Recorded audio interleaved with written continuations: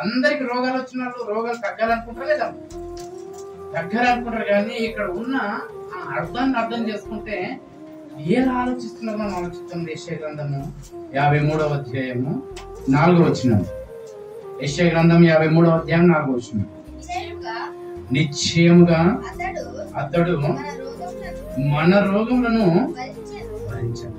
నీ రోగము పోవాలని నువ్వు అంటున్నావు అంటే నీవు బాధపడుతున్న బాధలు యేసు ప్రభు భరిస్తున్నాడు. అర్థమవుతుందమ్మా? నీవుకున్న బాధ ఒకవేళ నీకు తగ్గిందంటే ఆ బాధ వెళ్ళిపోలేదు, అది యేసు ప్రభు భరిస్తున్నాడు అని అర్థం. అక్కడ